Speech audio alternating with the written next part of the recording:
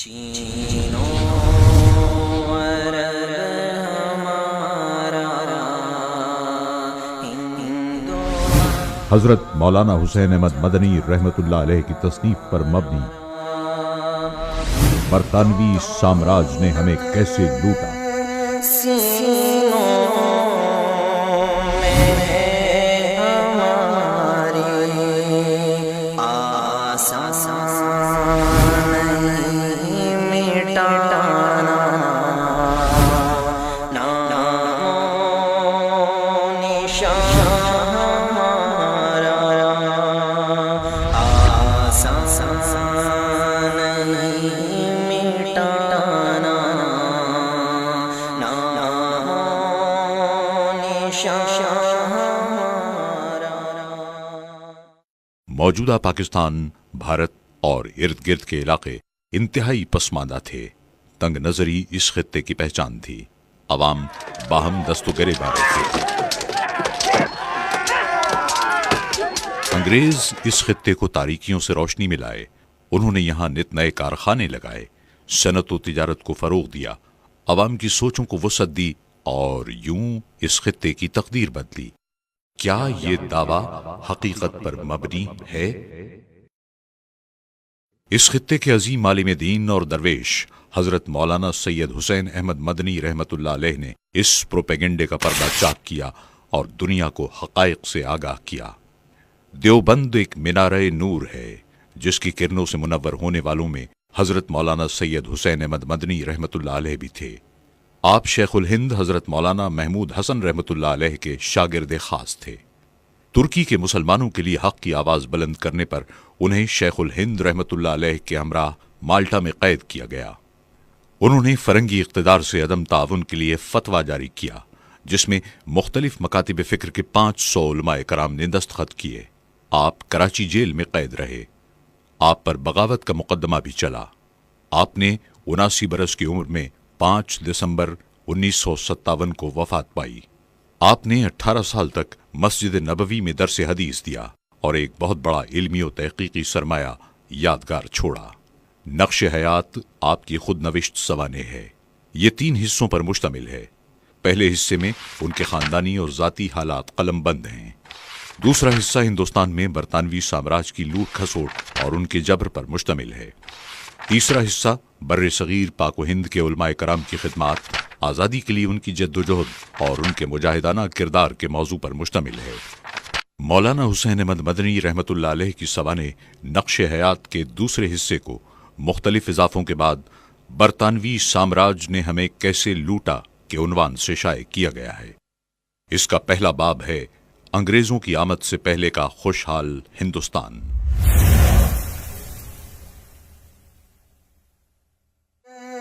سینوں میں ہے ہماری آسان نہیں۔ چیمبرز انسائکلوپیڈیا میں درج ہے، صدیوں تک ہندوستان اپنی دولت مندی کی وجہ سے مشہور رہا۔ ہسٹوریکل ریسرچ میں پروفیسر ہیرین نے لکھا، ہندوستان پرانے زمانے میں دولت کے لیے مشہور تھا اور سونے کی چڑیا کہلاتا تھا۔ ایک اور کتاب میں درج ہے، ایک زمانہ تھا جب ہندوستان کی دولت کے افسانے اقالیم دنیا میں مشہور تھے، اور کہتے ہیں کہ یہی جنس تھی جس نے ایشیا اور یورپ کی جنگجو اور عالی ہمت اقوام کو اس سرزمین کی طرف کھینچا۔ یونانی، عرب، ترک اور تاتار آئے جو بے شمار زر و جواہر اور دیگر بیش بہا سامان لے گئے۔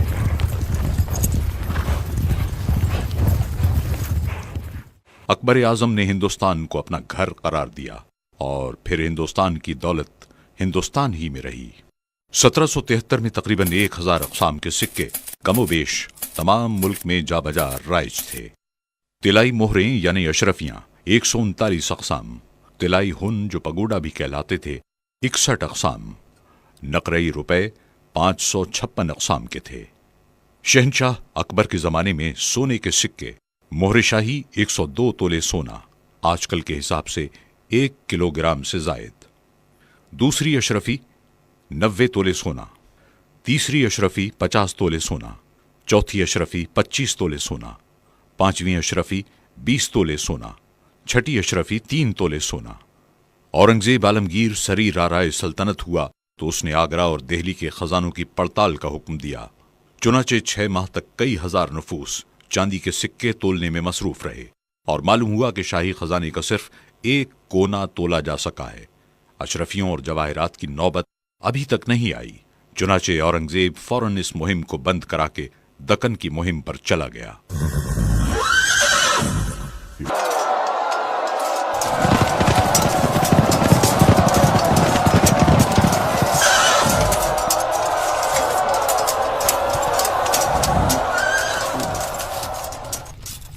डॉक्टर वॉक्स ने तहरीर किया, हिंदुस्तान की दौलत, तिजारत और खुशहाली ने सिकंदर आजम के दिल पर गहरा असर मुरतब किया और जब वो ईरान से हिंदुस्तान की तरफ रवाना हुआ तो उसने अपनी फौज से कहा, अब तुम उस सुनहरे हिंदुस्तान की तरफ कूच कर रहे हो जहां न खत्म होने वाले खजाने हैं और जो कुछ तुमने ईरान में देखा है उसका हिंदुस्तान की दौलत के साथ कोई मुकाबला नहीं है। मकरीजी ने किताबुल खुतत में लिखा है, शहंशाह मोहम्मद तुगलक हर साल कपड़ों के 2 लाख जोड़े और फौजियों के अलावा 10,000 घोड़े रियाया में तकसीम करते थे। रोजाना 20,000 अफराद शाही मेहमान खाने में 2 वक्त खाना खाया करते थे। हर रोज 200 उलमा बादशाह के साथ खाना खाते थे। दिल्ली शहर में आम रियाया के लिए 70 शिफा खाने थे। मुसाफिरों के लिए 2,000 मुसाफिर खाने बने हुए थे और 1,000 मदरसे थे। मुगल बादशाह जहांगीर ने अपनी खुद नविश्त सवानेह तुज़ के जहांगीरी में लिखा, मैं साल में 2 बार अपना वजन करता हूं, अव्वल शुरू साल शमसी में, दोबारा कमरी में, और नक और सामान अपने तुलने का अलग तहवीलदारों को देता हूं कि फुकरा और हाजतमंदों में तकसीम कर दें।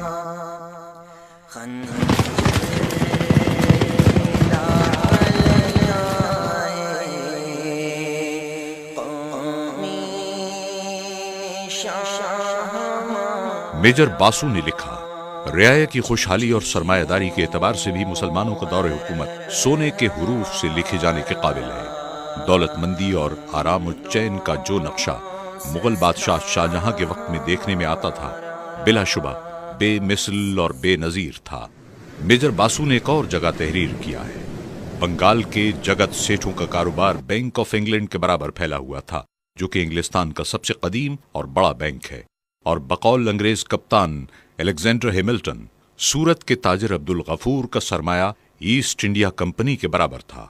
इन्हीं वजूह की बिना पर लॉर्ड क्लाइव ने हिंदुस्तान की दौलत को लाजवाल दौलत कहा था। ज़ार रूस पीटर आजम ने अपनी वसीयतों में हुकूमत को हिदायत की थी कि वो हिंदुस्तान पर कब्जा करके सोना चांदी हासिल करे। फाहिन के मशहूर चीनी सयाह जो फाहान के नाम से मौसूम थे, अपने सफरनामे में लिखते हैं, यहाँ की रियाया निहायत खुशहाल और फारिगुल बाल है। इन्हें किसी किस्म का मालिया या महसूल अदा नहीं करना पड़ता। निकोटी कांति मशहूर अंग्रेज ने अपने सफरनामे में लिखा है, गंगा के किनारे बड़े बड़े और निहायत खूबसूरत शहर आबाद हैं। शहरों के बाहर निहायत खूबसूरत खेत लहरा रहे हैं। यहाँ गोया सोने के दरिया बह रहे हैं। मोती और जवाहरात की भी कोई इंतहा नहीं।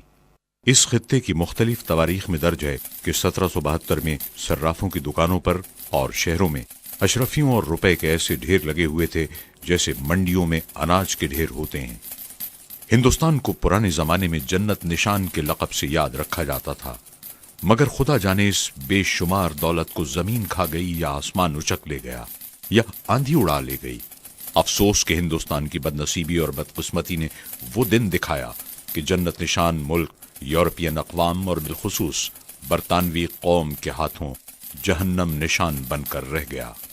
कुदरत ने हिंदुस्तान को बहुत जरखेज मुल्क बनाया। इसमें हर किस्म के अनाजों की काश्त और पैदावार के तरह तरह के ज़राए मुहैया कर दिए हैं, जिनकी वजह से ज़माने कदीम से यहाँ वाफिर गल्ला पैदा होता है और यहाँ के बाशिंदे हमेशा खुशहाल और फारिगुल बाल रहते थे। मुल्क के तमाम बाशिंदे कहत और काल के लफ्जों से उमूमन नावाकिफ थे। अंग्रेजों के इक़्तिदार से पहले गल्ला यहाँ बहुत सस्ता था।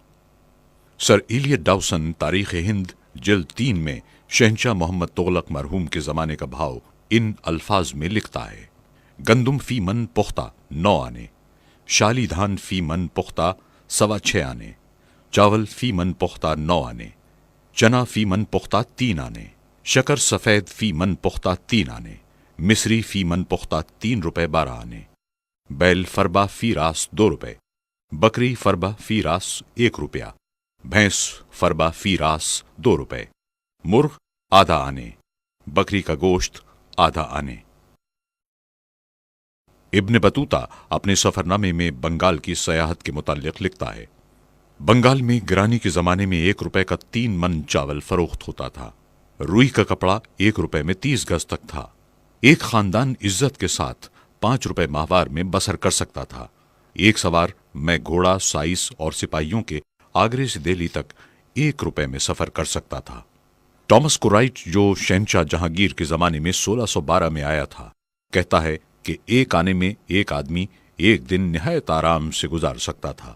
لارڈ میکالے نے لکھا، بنگال باغ جنت یا نہایت دولت مند ملک سمجھا جاتا تھا، اس کی آبادی بہت زیادہ اور بے حد بڑھتی تھی، غلہ وافر تھا جس سے دور دراز کے صوبہ جات بھی پرورش پاتے تھے۔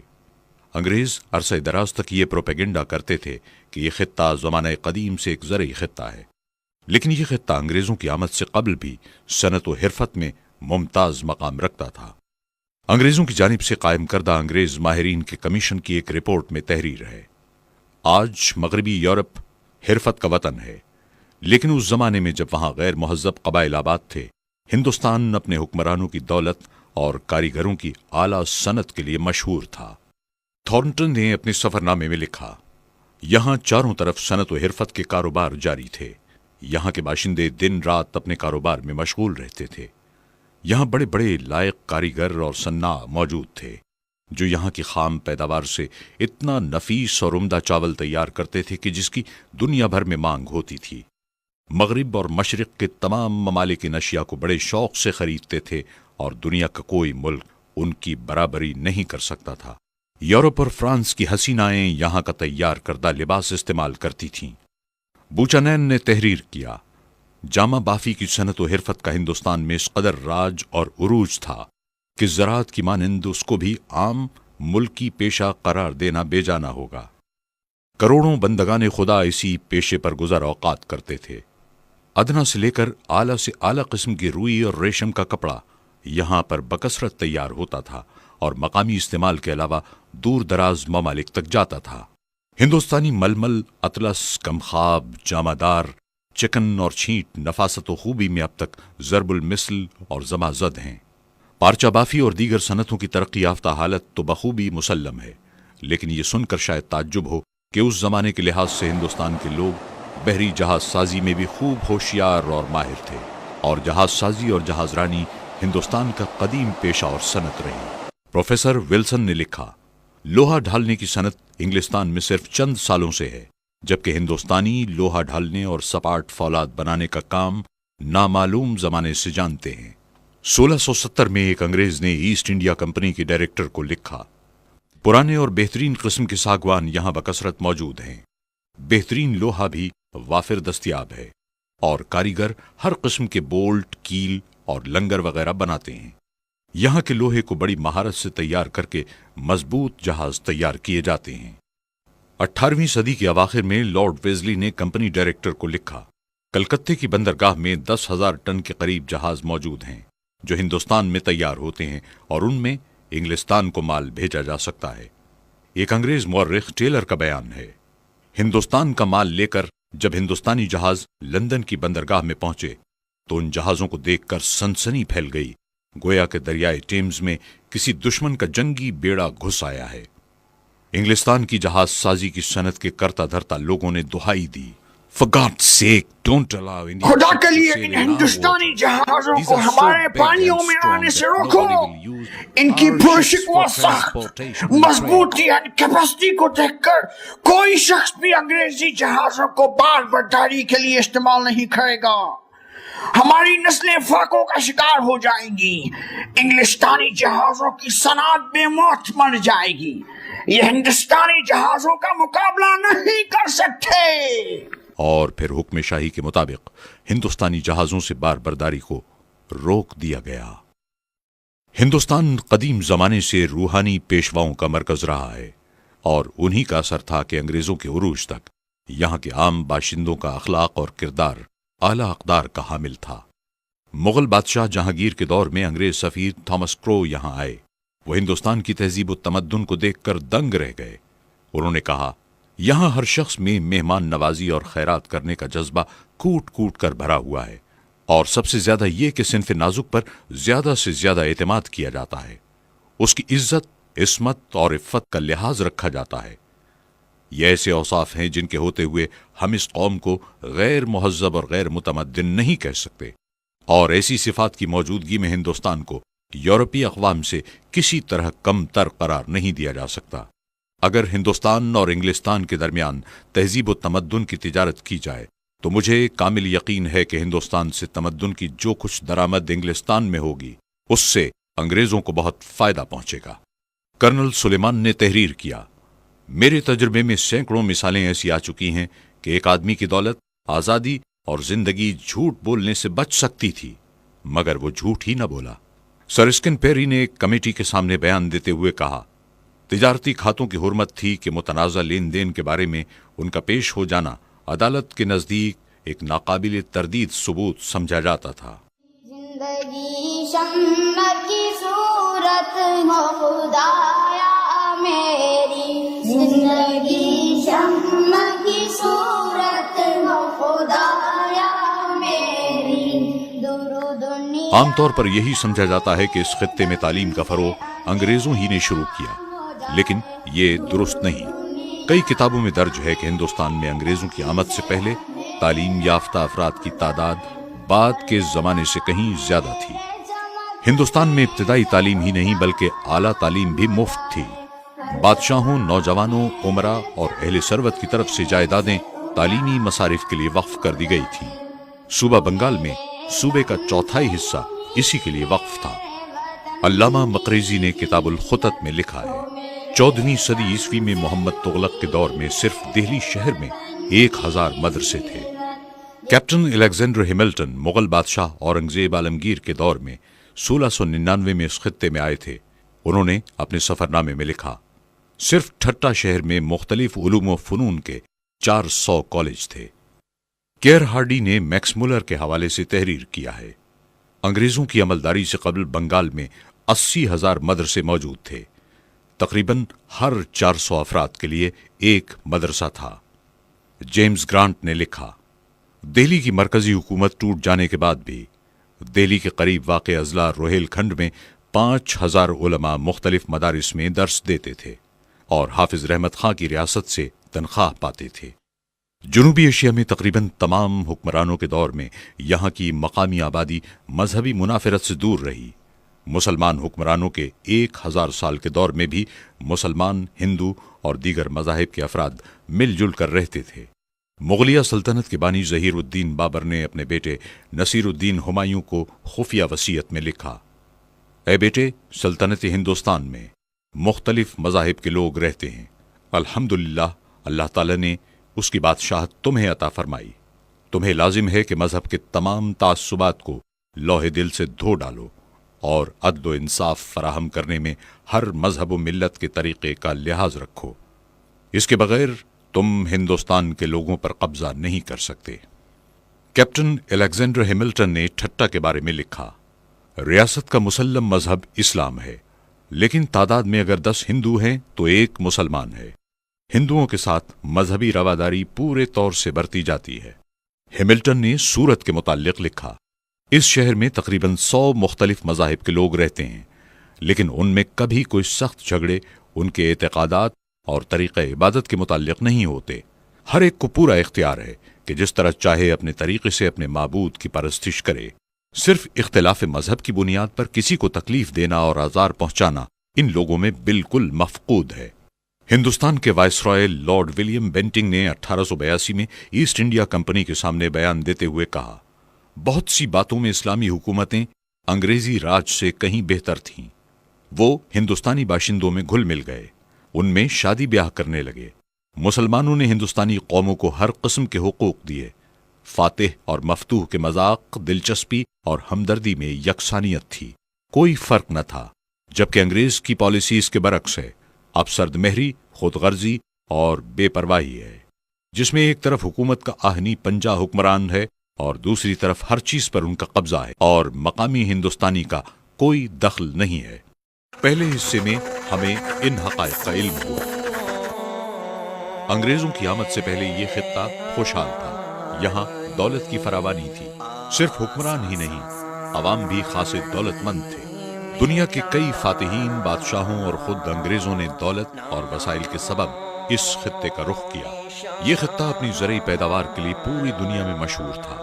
یہاں کے لوگ قحط اور کال کے الفاظ سے ناآشنا تھے۔ خود انگریز مورخین کے مطابق یہ خطہ صنعت و حرفت میں اس دور کی ترقی یافتہ یورپین اقوام سے کسی طرح کم نہیں تھا۔ ہندوستان کی بحری جہاز سازی کی صنعت انتہائی عروج پر تھی۔ یہاں کے باشندوں کا اخلاق و کردار پوری دنیا کے لیے مثال تھا۔ اس خطے میں جگہ جگہ تعلیمی ادارے موجود تھے، جہاں عام تعلیم ہی نہیں بلکہ اعلیٰ تعلیم بھی مفت دی جاتی تھی۔ یہاں کے باشندے مختلف مذاہب سے تعلق رکھنے کے باوجود امن و چین سے رہتے تھے۔ انگریزی عروج اور اقتدار سے پہلے یہ ملک نہایت ارزاں اور سستا تھا۔ اس میں اناج اور تمام ضروریات زندگی بالخصوص خورد و نوش کی اشیاء کی نہایت سے زیادہ کثرت اور ارزانی تھی۔ یہاں کے باشندے نہایت چین اور آرام کی زندگی بسر کرتے تھے، مگر بقول شاعر چلی سمت غیب سے ایک ہوا کہ چمن سرور کا جل گیا، چلی سمت غیب سے ایک ہوا کہ چمن سرور کا جل گیا، مگر ایک شاخ نہال غم جسے دل کہیں وہ ہری رہی۔